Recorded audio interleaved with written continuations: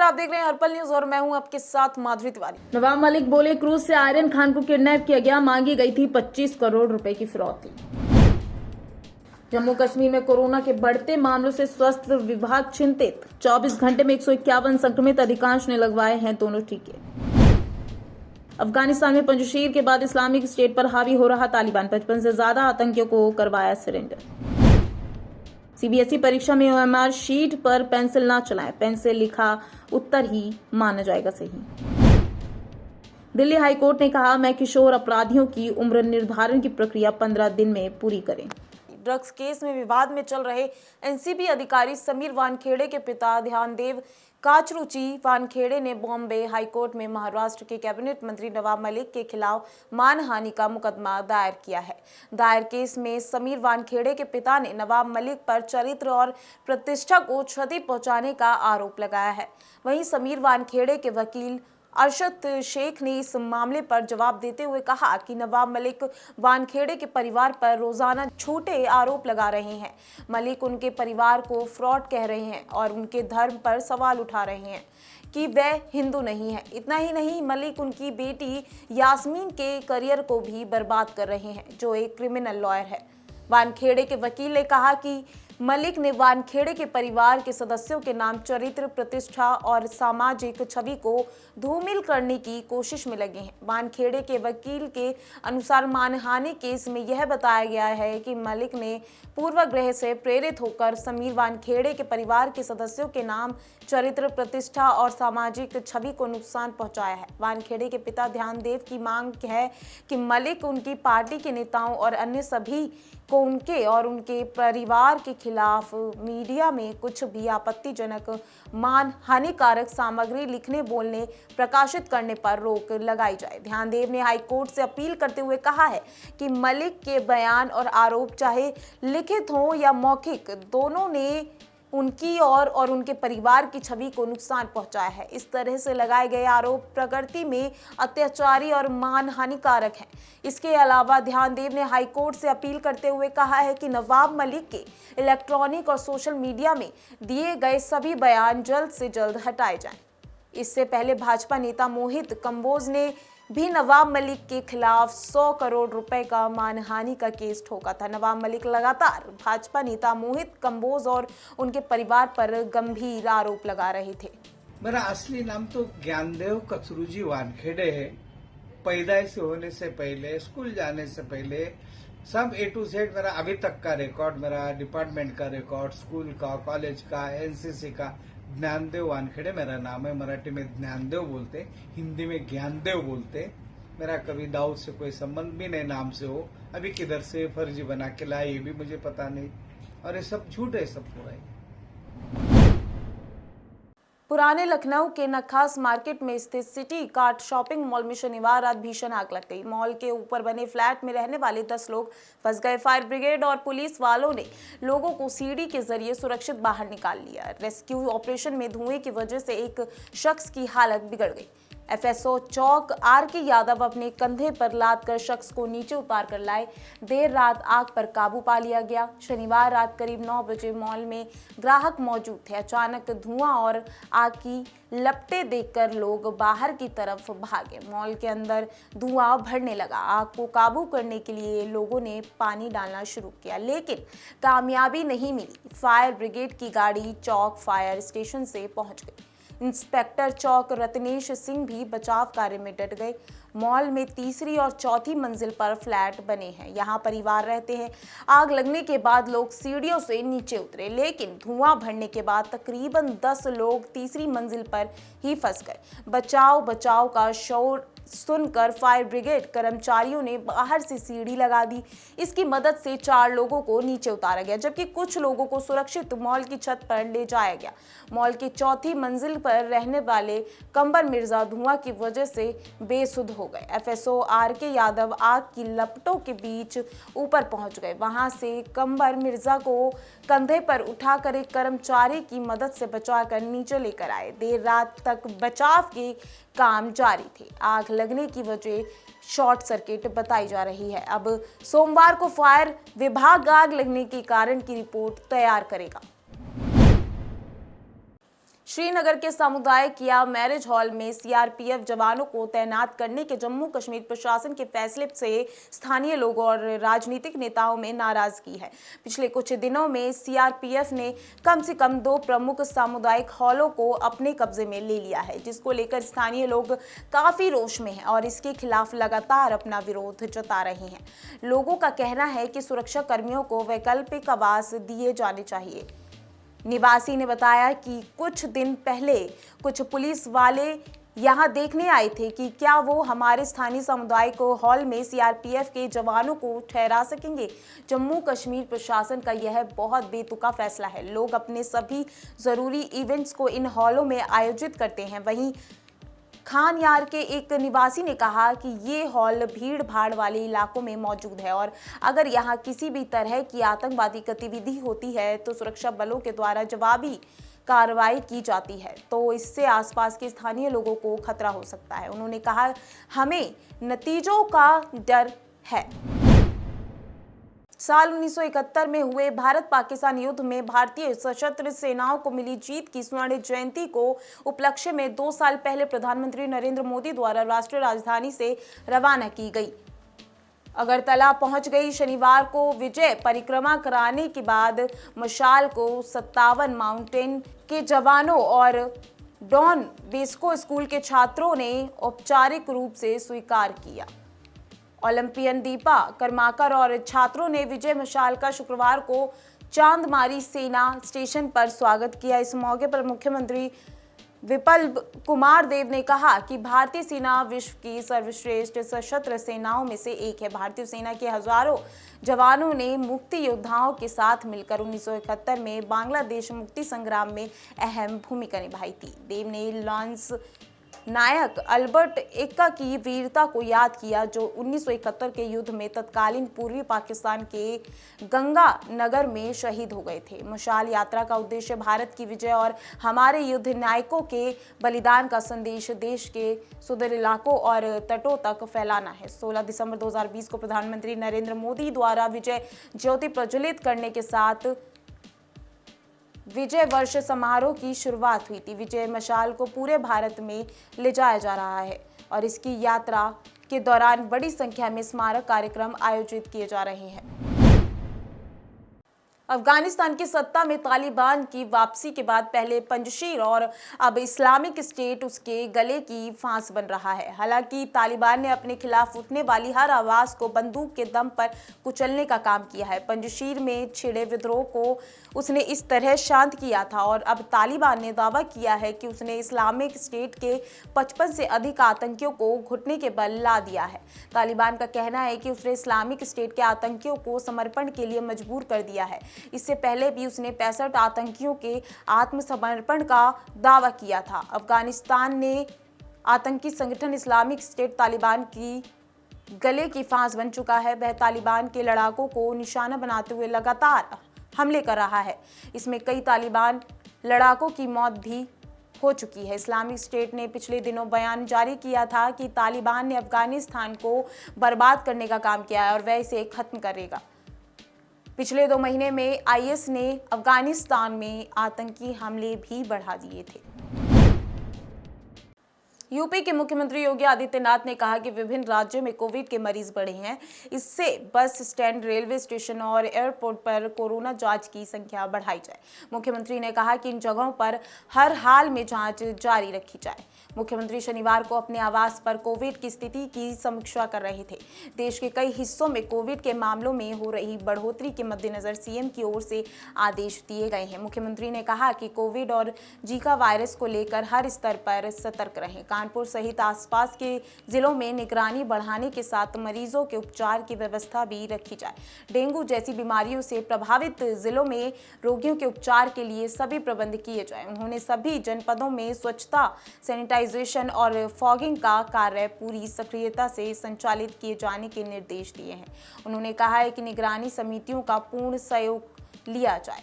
मुख्यमंत्री ने कहा कि प्रदेश में निवेश कर रही औद्योगिक इकाइयों को प्रोत्साहन देने के लिए इंसेंटिव का भुगतान समय से कराया जाए।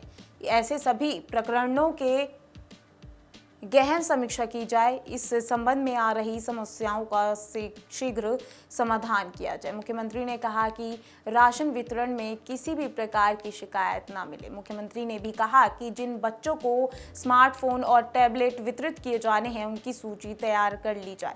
इन्हें नवंबर के अंत तक हर हाल में स्मार्टफोन और टैबलेट वितरण की प्रक्रिया शुरू कर दी जाए। लखनऊ प्रदेश में शनिवार को 7 नए कोरोना मरीज मिले हैं, जबकि 15 संक्रमण से मुक्त हुए हैं। अब एक्टिव केस भी संख्या 83 हो गई है। नए मिले मरीजों में लखनऊ में 2 और गौतम बुद्ध नगर में 5 मरीज मिले हैं। प्रदेश के 40 जिलों में एक भी कोविड का मरीज नहीं है।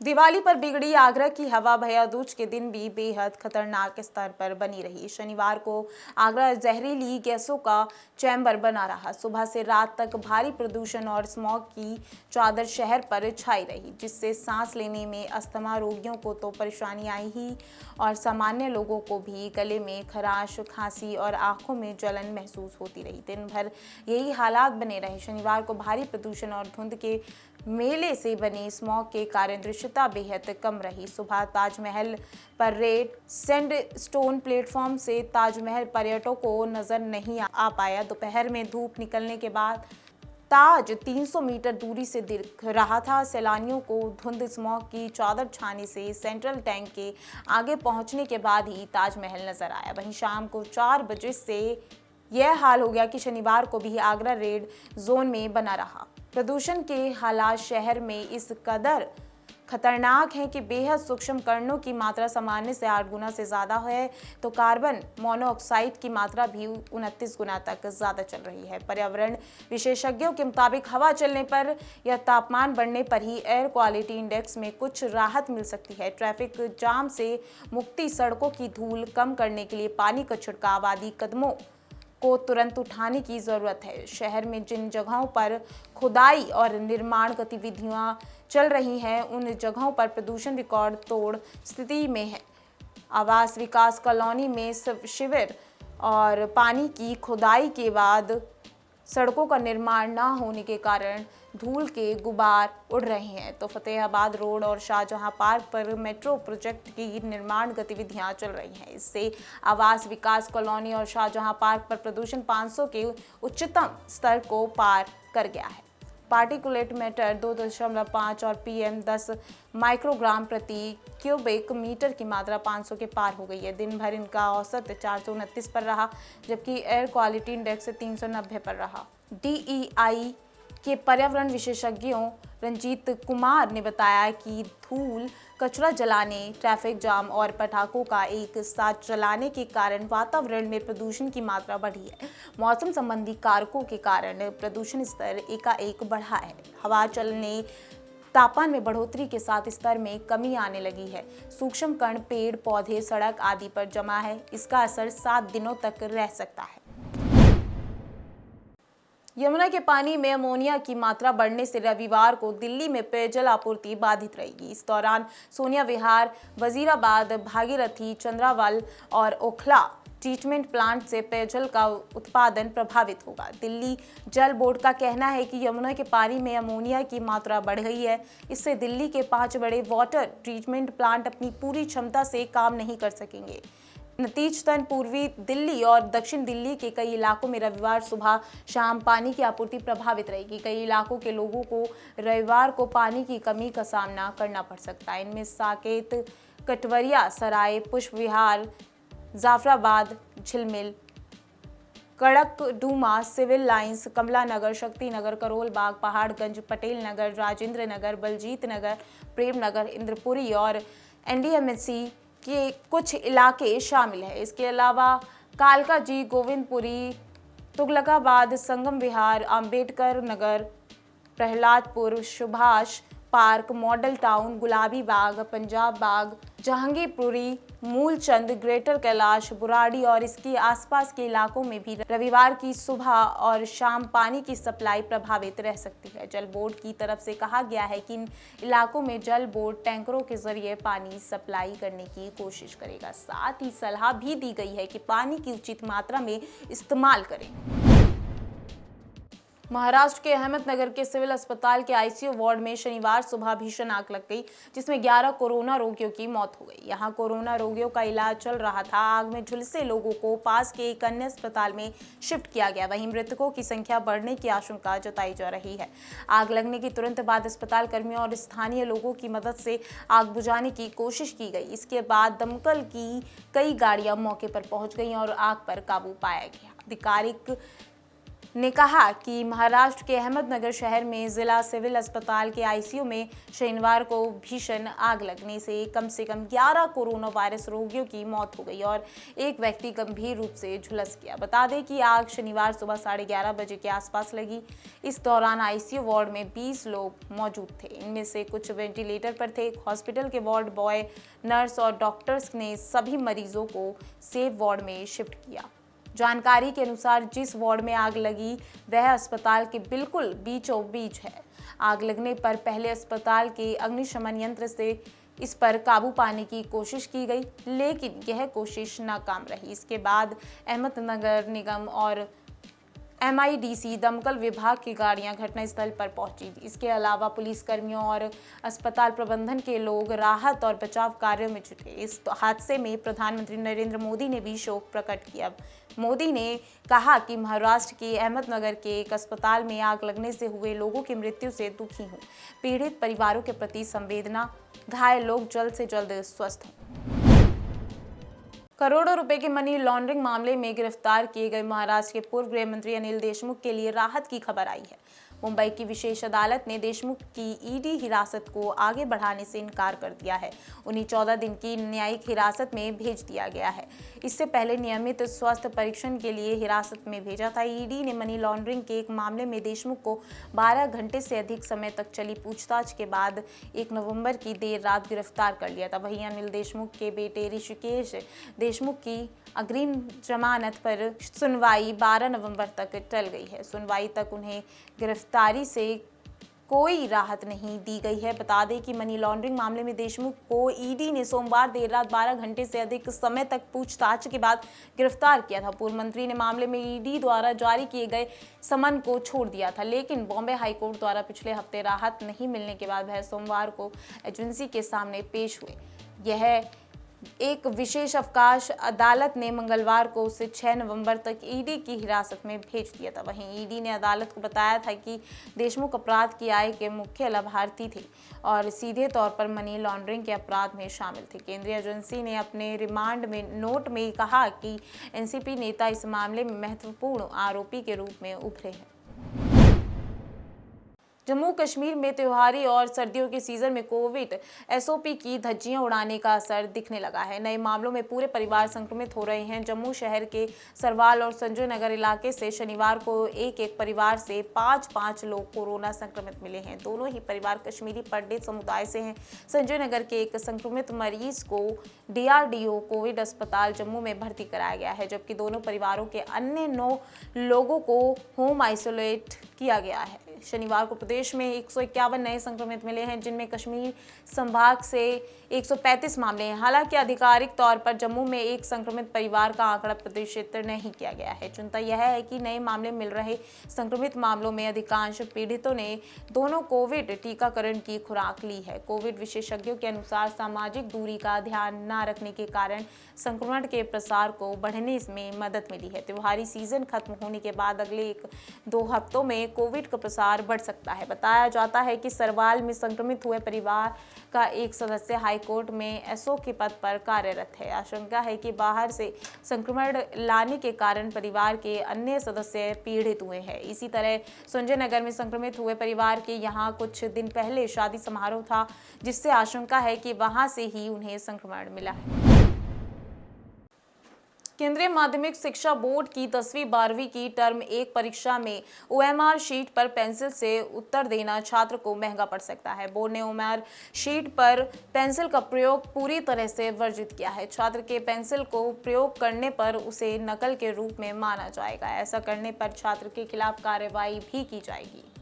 OMR शीट पर पेन से लिखे उत्तर को सही माना जाएगा। शीट में नीले या काले पेन से गोले को काला करने के साथ साथ उत्तर को बॉक्स में भी लिखना होगा। बॉक्स में लिखे गए उत्तर को ही आखिरी माना जाएगा। सीबीएसई में टर्म 1 परीक्षा को लेकर स्कूलों को छात्रों के लिए ओएमआर शीट समझाने के दिशा निर्देश जारी किए गए हैं। सीबीएसई परीक्षा नियंत्रक डॉक्टर संयम भारद्वाज की ओर से जारी निर्देशों में कहा गया कि बोर्ड 10वीं 12वीं की परीक्षा के लिए पहली बार ओएमआर का उपयोग कर रहा है। ऐसे में सभी छात्रों और स्कूलों को ओएमआर शीट के विषय में जानकारी दे दी गई है। बोर्ड की ओर से स्कूलों को छात्रों व शिक्षकों के लिए अभ्यास सत्र आयोजित करने के लिए भी कहा गया है, जिससे वह ओएमआर शीट को अच्छी तरह से समझ सके। मालूम हो कि बोर्ड कोरोना महामारी के कारण पहली बार 2 चरणों में परीक्षा आयोजित कर रहा है। दिल्ली हाईकोर्ट ने शनिवार को कहा कि अपराध की जांच कर रहे अधिकारी किशोर अपराधियों की उम्र निर्धारण की प्रक्रिया हर हाल में 15 दिन के अंदर पूरी करे। जांच अधिकारी को सुनिश्चित करना होगा कि किशोर के संबंध में आदेश के बाद 15 दिन के भीतर अस्थिपंजर परीक्षण की रिपोर्ट किशोर न्याय बोर्ड के समक्ष पेश कर दी जाए।